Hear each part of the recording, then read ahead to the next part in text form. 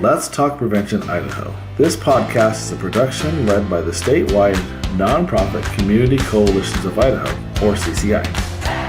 Here at CCI, it is our job to support the work of prevention across the state of Idaho through education, training, and providing valuable resources. We help make the work of prevention happen all across Idaho. This podcast will update listeners on what CCI is doing from week to week, as well as provide information for vital professionals in Idaho across the country. How's it going, everybody? So welcome to yet another episode of Let's Talk Prevention here in the great state of Idaho. And we have another amazing episode for you guys today. Now, I know a lot of you guys have been asking, and not just in the last couple of months, but you constantly ask, how do I reach youth? How do I get into the mind of a youth? What are some of the 7 herbs and spices on how I get these kids to engage with us in this boring thing that we call drug prevention and staying away from drugs? It sounds boring, but it's really cool. And there's tons of opportunities, tons of materials that we point you to that are outside of the state of Idaho, like Natural High. Natural High is a really cool program that I know that the city of Meridian, Idaho, Drug Free Idaho, and others are using. But I wanted to, when I had an opportunity, we were putting together the speakers for this fall conference. I really got a chance to touch base with one of our committee chairs, and it looks like our incoming secretary, because nobody else has said that they're interested, for the board, Grace Wilkowski. How did I say your last name again? I haven't watched the movie in a while, so I forgot how to say Mike Wazowski. That's it, right? Grace Wilkowski, yeah. Talking to her about her ambassadors and what she does with youth and what Idaho Drug Free Youth does to reach out to kids with not only their camp, but their ongoing work that they do. And it was really cool because I really loved, and like I was sharing with the panel today, is I am not, even though I do social media for a living, if it wasn't for that, I would not be on any of these platforms. I would be over here with the rest of us old people on Facebook and sometimes on Instagram, but I would not and they really were doing a lot of really cool things leading up to their camp this year on engaging with and getting the kids excited. So I'm like, why not have them do that for us through the podcast at least? So I want to welcome in Grace Wilkowski. I keep messing up your name. Grace, you say their last name? Wilkowski. Wilkowski. I'm gonna get that right. You got it. Jamie, your name is no easier. Shattuck? Did I get that right? Shattuck. Yeah. And Taylor, I love you because Gregg is easy to say. So you guys are amazing. So welcome into this podcast. So tell us a little bit, who wants to tell us about, Grace, tell us about these young ladies and what does the ambassador program do for Idaho Drug Free Youth?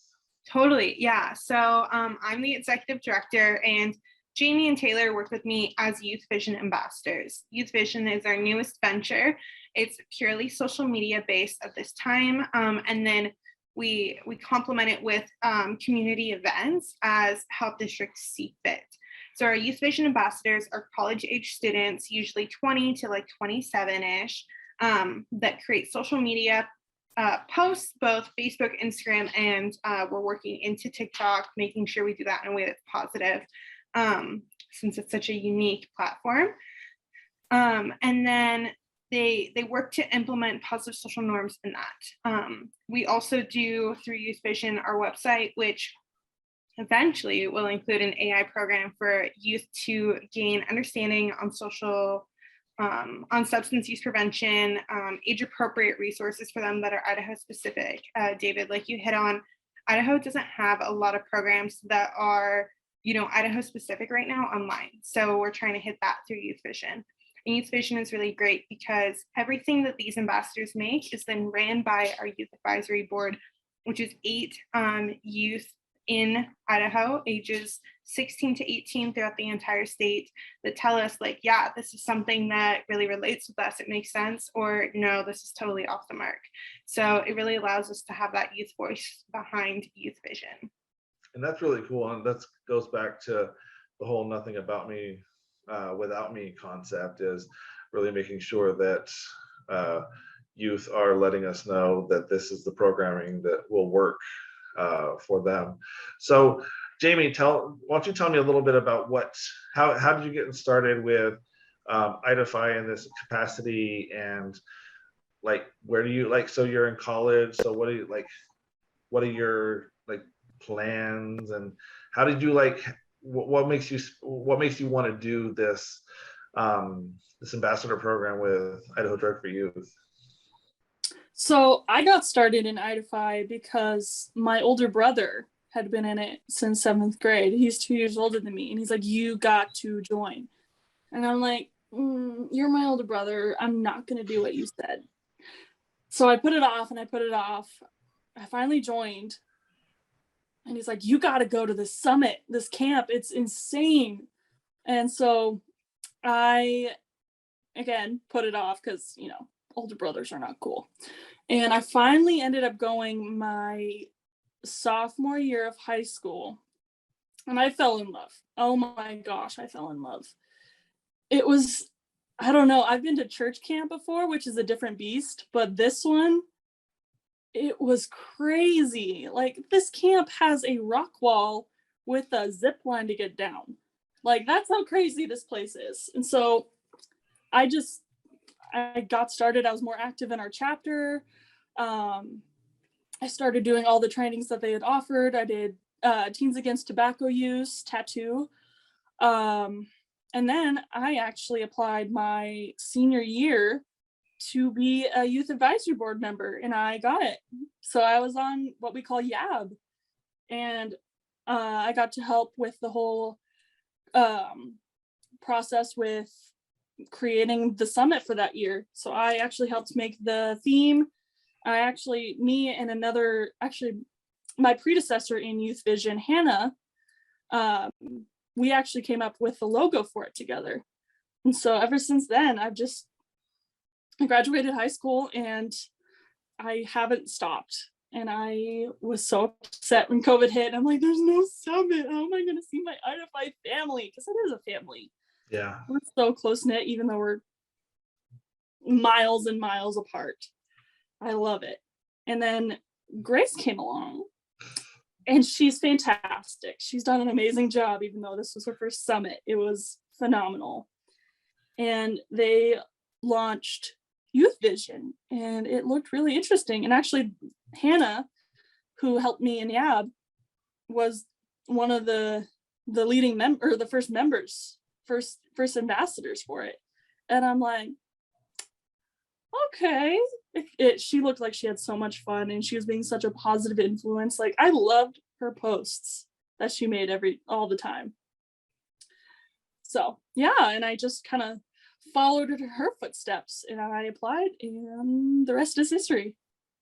Well, thank God it wasn't your brother that started out with it, because it would have taken you years to get involved. Oh yeah. Right? Oh yeah. Well, being an older brother, I can kind of see how we are cool. So I think he's on his 11th year in IDFY, and I'm on my 7th. Wow. So well, it's that, Grace, that speaks to what you guys are doing at IDFY, right? Because you've got youth that stick around, even as they continue to grow older. They don't want to leave. They don't want to leave the work that you're doing, right? Yeah, absolutely. And I hear so often, especially with our Idaho Youth Summit staff, like their longtime goals is these teens and these adults that have now become adult staff with us. They've been part of the program since middle school. Their families and friends have been a part of it. We just started getting our second generation of campers. So their parents went, and now we're having their kids, which is just such an amazing bond. And so often we hear our staff say, all I want to do is work in IDFY and work in prevention. And that prevention pipeline is so necessary in this work. So making it something that's empowering and lasts a lifetime is vital, really. So Taylor, why don't you tell us a little bit about how you got involved with IDFY? I mean, did you have an older brother that forced you to jump into it too, or? Okay, so I joined when I was in 7th grade. I went to my first youth summit. I wasn't actually part of our chapter. And then when I came back from youth summit, I got heavily involved in our IDFY chapter. And when I got into high school, I continued going to summit, and our local like school chapter would go out to the elementary and help the kids.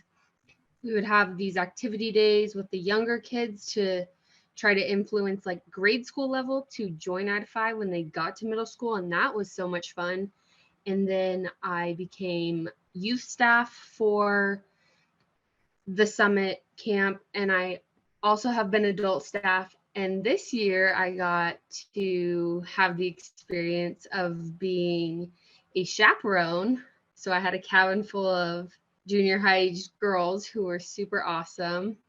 So that was an experience. And then when they said they were hiring for this position, I hemmed and hawed about it a lot. I wasn't sure if I would be a good fit. And then I just decided I'll apply anyway. We'll see. And now I absolutely love it. And I can't wait to continue working with IDFY. That's amazing. And I have a funny story. My wife, the first time that she decided to be a camp counselor for the church that we went to is, I think it was a winter camp. She had to call the girls that were going to be in her cabin and talk to them and like introduce herself and ask if they needed any prayer. And she's very introverted. She's like, I don't know these girls. I don't want to just call them. And I'm like, well, I can't call them.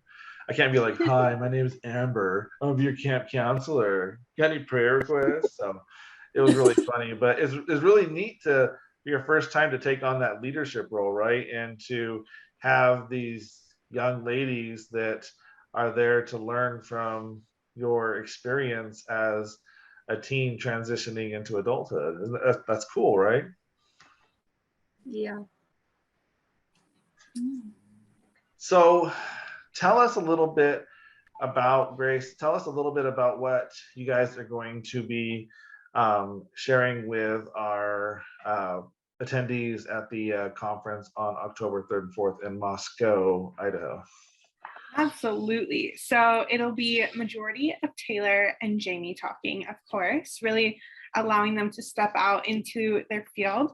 But we're preparing to kind of run you through what it looks like to even be associated with IDFY. So we will go over kind of the basics of our model, having the multiple tiers of, youth vision in the social media, youth advisory board and the role of youth and how we use that, chapters and how they're youth led, and Idaho Youth Summit and how it's youth led as well. And then we also have a thing called IDFYs, which are based in working with youth on how to change the community in your school as an individual and as a teen in the school. So they'll go over the basics of what those look like, and then they'll talk you through some of the things that we do to really pull kids in. So we have some amazing energizers we do that are based on this principle of like, if you get kids up and laughing and making some memories and having a good time, they're more likely to just be involved and engaged. If you have a kid laughing and dancing and you're being silly with them and letting your walls down and showing it's fun and cool to, sing about Tarzan or whatever else is making you feel alive, awake, and enthusiastic that day, it gives you something to really stand on and stand with, and that connection that comes from that. So they'll talk a bit about that. They'll definitely talk about the history of IDFY and why that's so valuable. And we'll also talk about how to even start like a youth-driven thing. Our chapters are started when a youth who usually attends something like an IDFY or Idaho Youth Summit comes back to their school and they're like, you know what, I want to keep this energy going, and the youth starts it. It's not always a teacher, sometimes it is, but typically it is a youth who has an impactful moment, goes back to their school and takes the steps on how to start a chapter and does it all on their own. So how do you do that with a kid? How do you even support them if they're in, Pocatello and you live in Coeur d'Alene? Like, how do you start that conversation and what that looks like? So they'll talk through some of that fun stuff. Well, it sounds like a lot about working with youth and how you guys do it with IDFY are going to be the meat and potatoes of this presentation. And I know I shared with you guys offline that a lot of our coalitions, their main question to us all the time, even people on the CADCA forum across the nation, is how do I better engage with my youth? How do I better engage with my youth? And Jamie, give us, like, we're gonna create some trailers out of this conversation. So give us, if I was, I'm a coalition leader and I'm struggling to reach youth, what is, like, give me one thing that if I did this one thing, I would have better success engaging with youth in my community than I am now. There's various forms that you could do throughout your community. I think one that would really impact teens is increasing your social media presence and making it geared more towards the youth. So like everyone nowadays is obsessed with TikTok. So if you make like this cool, fun, vibrant TikTok about what you're talking about, kids might actually probably would pay attention to it. I know I would. So. And we actually have somebody, one of our speakers is TikTok famous too. Ooh. Yeah, he's got like over 177,000 followers on TikTok. And when I met him through a conference this spring in Boise, and when I told my program coordinator who follows him on TikTok who we were talking to, she's all, wait, I get to meet Brian Fretwell? And I'm all, yeah, I don't know why you're acting like he's Gabriel Iglesias, but yeah, Brian, we're gonna be talking to Brian. So I follow him on TikTok. He's so famous. And I'm like, oh, I didn't know that. Well, win for me then. I found someone who's TikTok famous and in our budget. I love it. So that is great. And one of the things that we did early on during COVID when we were talking to our coalitions, they're like, how do I just reach the community? They weren't even worried about youth in the very beginning. It's how I reach anybody because we're all separate now. And I would go to their social media. I'm like, you haven't posted in 2 years. Maybe you should start putting some stuff on your social media. You already have it. So it looks like you're kind of non-existent. So that's a really good, easy, low-hanging fruit thing that they can do, right? It's just create something about their program and put it out there for youth to engage with, right? Yeah, you should definitely check out in the next few weeks the IDFY page because we're going to be making some posts. So you can use those as examples. And that was one of the things that I really liked about what you guys did, what the ambassadors did hyping up for camp this year was the social media. You want to talk about some of the stuff that you guys are doing with the social media for this upcoming program, Taylor? Yeah, so we're basically, trying to keep all of our posts on brand for IDFY and Youth Vision. We want, it helps it look seamless, and we keep bright colors, catch the kids' eyes.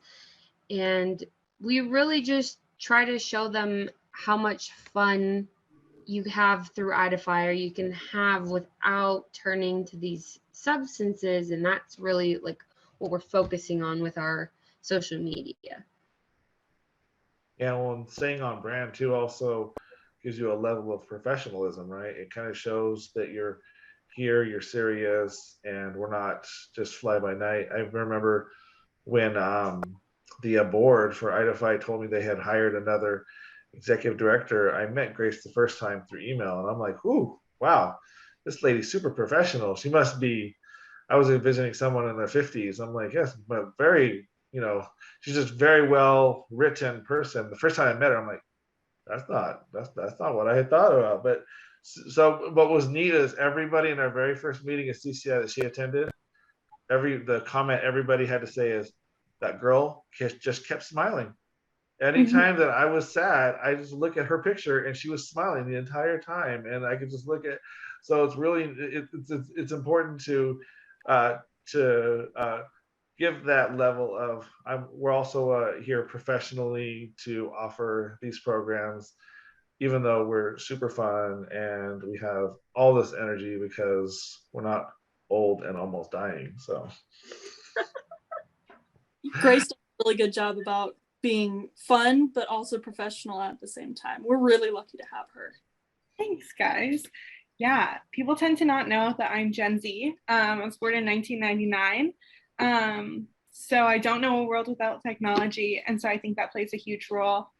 Through social media, we just show like the core values of IDFY, right? Fun, empowerment, knowledge, and support. And if you give that to a kid, they'll succeed. So I know a lot of people who've been in this prevention world for a long, long time that try to stay young just so that they can still go to IDFY. I mean, some of them are like, I go to camp. I don't even care if I'm a speaker. Can I just go and hang out? So I know a lot of us oldie but goodies that have been around for a minute. We just love to hang out. So we try to keep our street cred as long as we possibly can. So Jamie, Taylor, is there anything else you want to share with us about what you guys are going to be bringing to Moscow in October before we end this episode? I'd say just be prepared to get up and moving, because I think we're going to do a few energizers with you while we're there. Oh, our people are going to hate you guys, because getting them to get up and move is, we're going to have to do something with the tables or something, or like move all the chairs and like hide them. So no, we got this. We're used to having a bunch of kids in a small chapel at camp. So, oh yeah. It'll make it a lot easier for you to listen to our stuff if you're not tired of being in a chair. So, well, one of the things that I do like is if there's one constant that has been through all of these interviews that we've done, is all of our presentations are going to have a hands-on component to them. So I love that. Being someone who is a child development major, I can tell you the more of those senses that you add into the learning experience, the more likely someone is to retain that knowledge. Yeah. So yeah, I was I'm not in college anymore, but when I was going in for physical education, so I was going to be a PE teacher, and one of my favorite classes was teaching about how you can teach your kids while also being active, because they'll retain that information better. And I love that, because we actually got to play with kids. Like, we made games and played with them, and they learned a lot more that way. So I love that idea. Yeah, you learn through play a lot. We learn a lot of things. Yeah. We even help kids process through traumatic experiences just by sitting there and drawing with them and hanging out, listening to music, just letting them kind of get into their space. And like you guys said earlier, you let some of those walls come down, your walls, their walls eventually will start to fall too, and you can really have some amazing experiences with youth and kids. So Taylor, anything else you want to add to this before we say adieu to this episode? I don't think so. Probably just that everyone better come out and see mine and Jamie's smiling faces. Well, everybody will be there because they want their certificates at the end. So damn, what? They have to be there. So I really want to thank you guys for joining us today. It's been really neat to have these interviews to be able to put out to the attendees to get them excited. And we've had some really interesting people come out of the woodwork saying, wait, can I go to this too? And if you're one of those people, yes, you can go to this too. We do have a couple of hard cutoffs because we need to figure out how many people we need to plan for. But you have until I believe like the middle of September to let us know. Even if it's September 18th and you're like, is this the middle of September? Shoot us an email. All the information is in the description of where you have found this podcast. And do not be afraid to ask, is it too late? Because if it's not too late, we'll totally welcome you in. More the merrier. Yeah, right? The more the merrier. And plus, we're going to have a lot of people so that Jamie and Taylor can have fun making you guys do all kinds of cool stuff so that you can learn how to work with these youth that everyone figures out they want to reach these youth. So what better way to figure out how to work with them than to learn from young people themselves. So everything that you want to know about the Fall Prevention Conference on October 3rd and 4th in Moscow, Idaho at the University in the city of Moscow, I said it wrong in June, so now I really have to make sure I say We're it. not in Russia. We're not Moscow. We're not that cow. So all the information that you need is in the description right here. We want to thank everybody for joining us today. If you are watching this, listening to this, and there's a way that you can give it a thumbs up, give us a review. We love that. If you have something negative to say, email Jamie at no. Well, so this is how you'll go straight to my spam folder. We want all of the comments, whether it's constructive criticism or glowing comments, because we're so wonderful. But I really want to thank everybody for joining us on this episode of Let's Talk Prevention, and we can't wait to talk to you next time. All right, guys, have a good one. You too. Bye.